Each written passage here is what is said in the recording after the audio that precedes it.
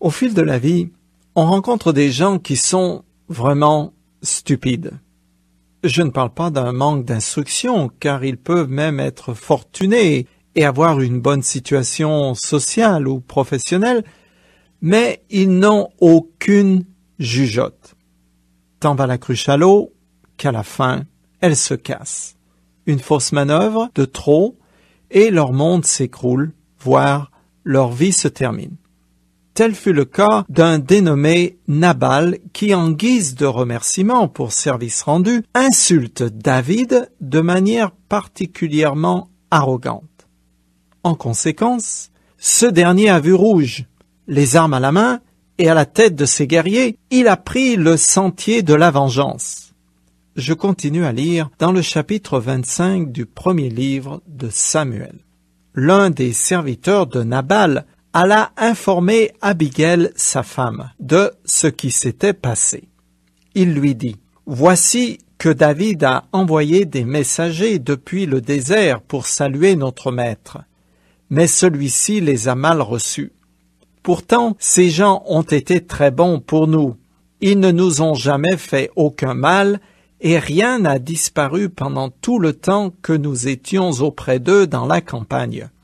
Ils nous ont protégés comme un rempart, nuit et jour, pendant tout le temps que nous avons passé avec eux auprès des moutons. Maintenant, réfléchis bien et vois ce que tu peux faire, car si tu ne fais rien, certainement il arrivera malheur à notre maître et à toute sa famille. Quant à lui, il a si mauvais caractère qu'on ne peut rien lui dire. » Abigail prit en toute hâte 200 pains, 2 outres de vin et 5 moutons déjà préparés, 60 kilos de blé grillé, 100 paquets de raisins secs et 200 gâteaux de figues sèches. Elle chargea le tout sur des ânes et elle ordonna à ses serviteurs, « Passez devant, je vous suis. » Son mari Nabal ne savait rien de tout cela. Installée sur son âne, elle descendait cachée par la montagne.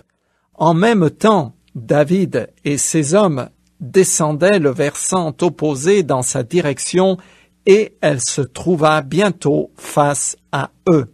Versets 14 à 20. Effectivement, cette Abigail est une femme intelligente. Elle a compris que l'heure est grave et qu'il lui faut faire très vite pour éviter le massacre de toute la maisonnée de Nabal ainsi que la destruction de tous ses biens. Elle pense qu'elle a peut-être une chance d'apaiser la colère d'une bande armée affamée. C'est pour cela qu'en un temps record, elle rassemble une énorme quantité de nourriture et, précédée par des serviteurs, elle part au-devant des assaillants. J'avais raison de dire que ça ferait un bon film. Je continue. David venait justement de se dire « C'est donc en vain que j'ai protégé tous les biens de cet homme dans la steppe pour qu'il ne perde rien de ce qu'il possède. Il me rend le mal pour le bien. Que Dieu fortifie tous mes ennemis, et même qu'il les bénisse, si d'ici demain matin au lever du jour, je laisse subsister un seul homme dans sa famille. » Quand Abigail aperçut David, elle se hâta de descendre de son âne et, s'inclinant la face contre terre, se prosterna devant lui. Puis elle se jeta à ses pieds et lui dit, « Mon Seigneur, fais comme si tout cela était ma faute.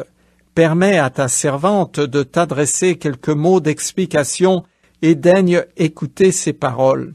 Que mon Seigneur ne fasse donc pas attention à ce bon à rien de Nabal, car vraiment il porte bien son nom. Il s'appelle l'insensé et c'est bien vrai qu'il est insensé.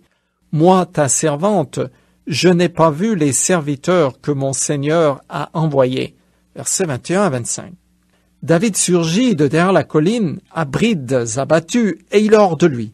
Il respire la vengeance, quand tout à coup surgissent devant lui des ânes chargés de nourriture et sur la dernière monture une belle femme qui descend précipitamment de son âne, court à lui et se jette à ses pieds.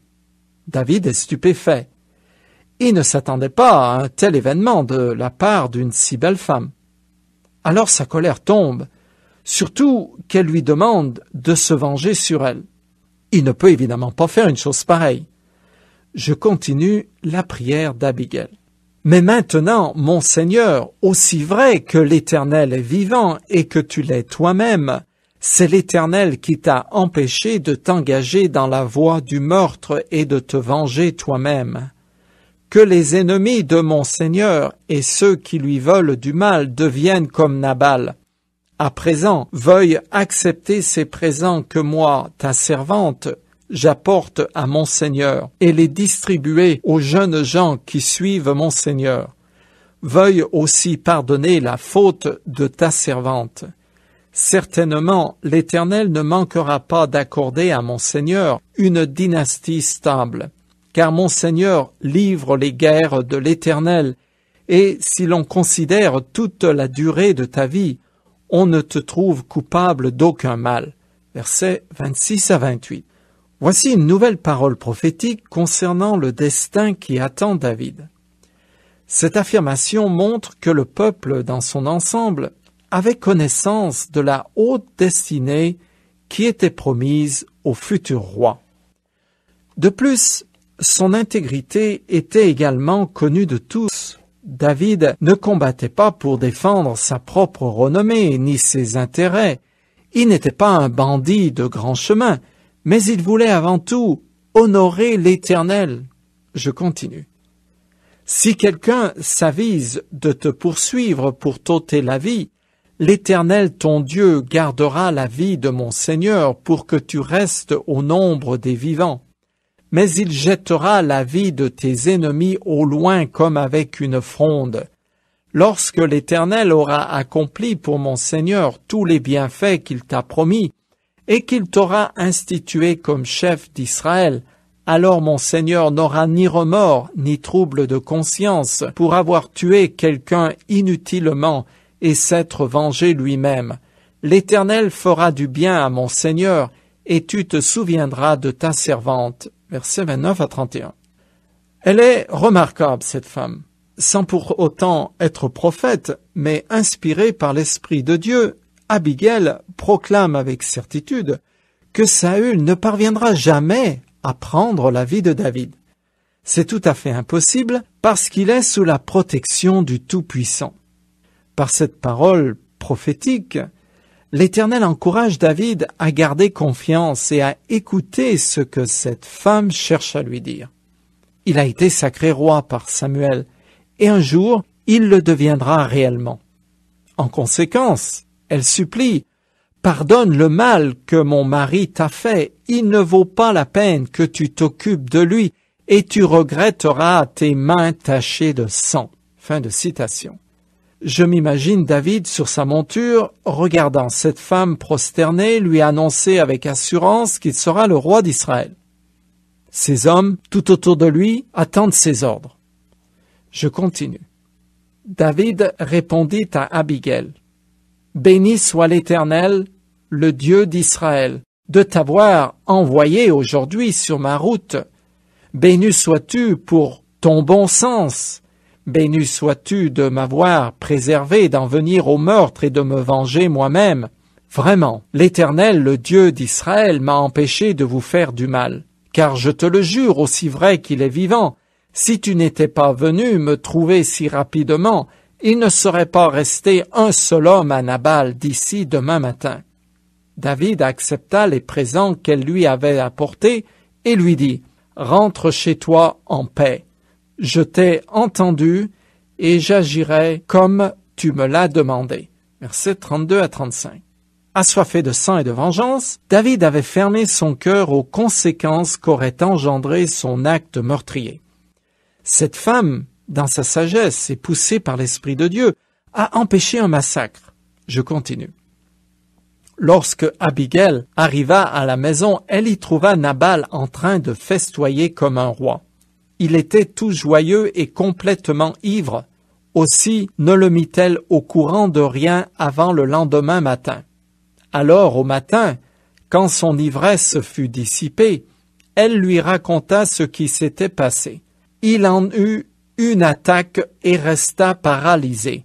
Environ 10 jours plus tard, l'Éternel le frappa de nouveau, et il mourut. Versets 36 à 38. À la nouvelle qu'il avait été à 2 doigts de se faire massacrer par David, et qu'il devait son salut à l'intervention de sa femme, Nabal, littéralement, meurt de terreur sous forme d'une attaque. C'était, humainement parlant, la conséquence d'une forte émotion, mais aussi un châtiment divin à cause de sa méchanceté apparemment légendaire. Je continue jusqu'à la fin du chapitre. Quand David apprit que Nabal était mort, il s'écria « Béni soit l'Éternel qui a pris ma cause en main. Il a lui-même lavé l'affront que Nabal m'avait fait et l'a puni pour sa méchanceté tout en me préservant de commettre le mal. » Puis David envoya des messagers vers Abigail pour lui proposer de devenir sa femme. En arrivant chez elle, à Carmel, ils lui parlèrent ainsi. « David nous a envoyés vers toi parce qu'il désire que tu deviennes sa femme. » Aussitôt, elle se prosterna le visage contre terre et dit « Je suis prête à être une esclave pour laver les pieds des serviteurs de mon Seigneur. » Puis elle se mit promptement en route à Dodan et suivit les messagers de David, accompagnée par 5 de ses servantes. C'est ainsi qu'elle devint la femme de David. Versets 39 à 42. David reconnaît l'intervention divine dans la mort de Nabal, puis, sans perdre de temps, passe aux choses sérieuses. Apparemment, il avait eu un coup de foudre pour Abigail alors qu'elle plaidait sa cause devant lui. Il avait été sous les charmes de cette femme, séduit par sa sagesse, sa prévenance, sa diligence et sa beauté. David avait déjà 2 épouses, dont l'une avec lui. Maintenant, ça fait 3 et c'est beaucoup. Cette pratique de la polygamie sera une source de dissension au sein de la future famille royale. Nous voici arrivés au chapitre 26 où David épargne à nouveau la vie de Saül. Ce dernier sait très bien que David est le choix de Dieu, mais il cherche néanmoins à le tuer. Quant à David, il reconnaît que Saül est pour le moment le roi légitime sacré par Samuel sur l'ordre de l'Éternel. En conséquence, il le respecte comme tel. Je commence à lire. Les gens de Ziph se rendirent encore auprès de Saül à Gibéa pour lui dire « Sais-tu que David est caché dans les collines de Hakila à la lisière du désert ?» Saül partit et se rendit au désert de Ziph avec 3000 hommes d'élite d'Israël pour traquer David. Versets 1 et 2. Ziph était une ville pas très loin de Hébron et située à une 40aine de kilomètres au sud de Jérusalem. C'est la seconde fois que David est vendu par les mêmes gens. On peut se demander pourquoi il est revenu dans cette région, sauf que c'était là que se trouvaient les propriétés fort prospères de sa nouvelle épouse, Abigail, une source de nourriture pour toute sa troupe. Comme il fallait s'y attendre, dès qu'il avance des déplacements de David, Saül part à nouveau en campagne pour essayer de le tuer. Ça devient lassant. Je continue plus loin. David envoya des éclaireurs en reconnaissance et apprit que Saül était effectivement arrivé. Il se mit en route et parvint à l'endroit où Saül campait. Il repéra l'endroit précis où dormaient Saül et Abner, son général. Saül était couché au milieu du camp et ses hommes campaient autour de lui. David appela Ahimelech le Hittite et Abishai son neveu et leur demanda « Qui de vous viendrait avec moi jusqu'à Saül dans le camp ?» Abishai répondit « Je suis prêt à y aller avec toi. » David et Abishai se glissèrent donc de nuit au milieu de la troupe. Ils trouvèrent Saül dormant au centre du camp, sa lance fichée en terre à son chevet. Abner et les soldats dormaient autour de lui. Versets 4 à 7. David semble surpris de voir arriver Saül parce qu'il croyait qu'il s'était amendé, ayant renoncé à le poursuivre. Décidément, il cherche le bâton pour se faire battre, n'ayant pas encore compris que l'Éternel protégerait David quoi qu'il fasse. Cette erreur de stratégie aurait pu lui coûter à nouveau la vie. David était entouré d'hommes qui lui étaient dévoués corps et âme, prêts à mourir pour lui. La scène est à nouveau dramatique. Saül se croit en sécurité au milieu de ses soldats, sa lance à portée de la main. Visiblement, il ne s'en séparait jamais, car elle est mentionnée à plusieurs reprises dans le texte. Je continue. Alors Abishai dit à David, « Cette nuit, Dieu livre ton ennemi en ton pouvoir. Permets-moi de le clouer au sol d'un seul coup de lance. Je n'aurai pas à y revenir à 2 fois. » « Non, lui dit David, ne le tue pas. Car qui resterait impuni après avoir porté la main sur celui à qui l'Éternel a conféré l'onction? Aussi vrai que l'Éternel est vivant, ajouta-t-il, c'est l'Éternel qui le frappera soit en le faisant mourir de mort naturelle, soit en le faisant périr à la guerre. Que l'Éternel me garde de porter la main sur celui qui a reçu l'onction de la part de l'Éternel. Prenons seulement la lance qui est à son chevet et la cruche d'eau, et allons-nous-en. David enleva la lance et la cruche d'eau qui était au chevet de Saül, et ils partirent. Personne ne les vit, personne ne s'aperçut de rien, personne ne se réveilla, tous dormaient, car l'Éternel avait fait tomber sur eux un profond sommeil. Versets 8 à 12. Une scène semblable à la précédente se répète. Saül tombe entre les mains de David, qui aurait pu en finir avec lui une fois pour toutes, comme le lui suggère son neveu Abishai, le fils de sa sœur aînée. Il faut reconnaître qu'en ce moment, le futur grand roi d'Israël a une foi solide en l'Éternel. Il s'attend à lui pour régler le conflit sanglant qui l'oppose à Saül. Effectivement, Dieu intervient en faveur de son protégé.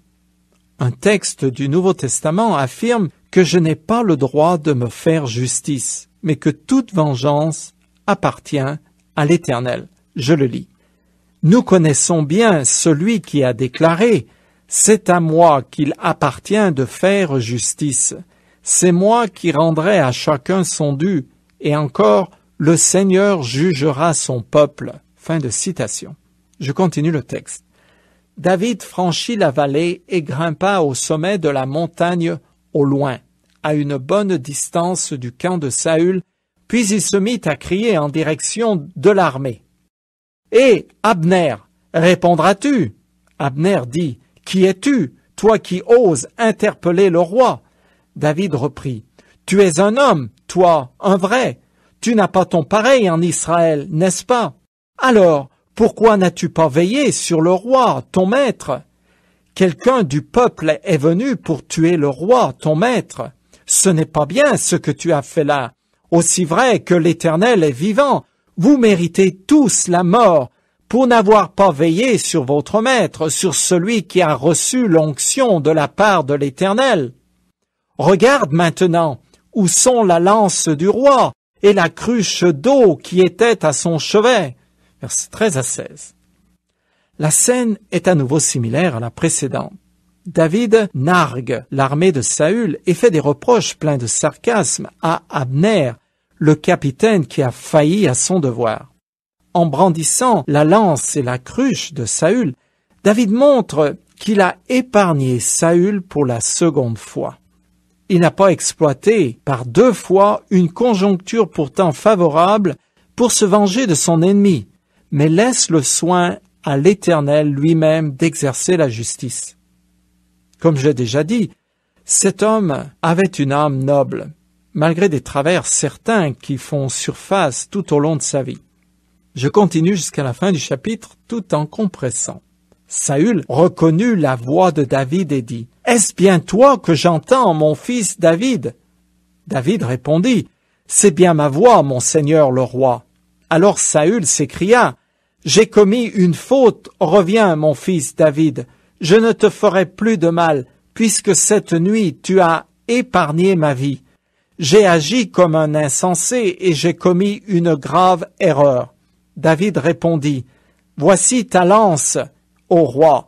Envoie l'un de tes jeunes gens pour venir la prendre. Que chacun de nous soit traité selon sa justice et sa fidélité par l'Éternel, car il t'avait livré aujourd'hui en mon pouvoir, mais je n'ai pas voulu porter la main sur celui qui a reçu l'onction de sa part. Comme ta vie a été pour moi d'un grand prix aujourd'hui, ainsi ma vie sera d'un grand prix pour l'Éternel, et il me délivrera de toute détresse. » Alors Saül reprit, « Sois béni, mon fils David. Certainement tu accompliras beaucoup de choses et tu réussiras tout ce que tu entreprendras. » Puis David reprit son chemin tandis que Saül retourna chez lui. Versets 17 à 25. Cette nouvelle parole prophétique de Saül indique, encore une fois, le destin grandiose qui attend David. C'est ici la dernière conversation relatée par ce livre entre ces deux hommes très contrastés. L'un est de caractère noble et l'autre inique. Jusque-là, David a eu une attitude droite et pacifique envers Saül, qui lui en veut sans raison, sinon qu'il est jaloux de ce que l'Éternel l'a choisi pour lui succéder. En voulant tuer David, Saül n'a pas l'air de se rendre compte qu'il s'attaque en fait à Dieu, un comportement irrationnel et suicidaire. La jalousie a littéralement fait perdre la raison au roi Saül. C'est ce que dit le livre des Proverbes de l'Ancien Testament. Je lis. « La fureur est cruelle et la colère impétueuse. Mais qui résistera devant la jalousie? Elle est comme une maladie qui ronge les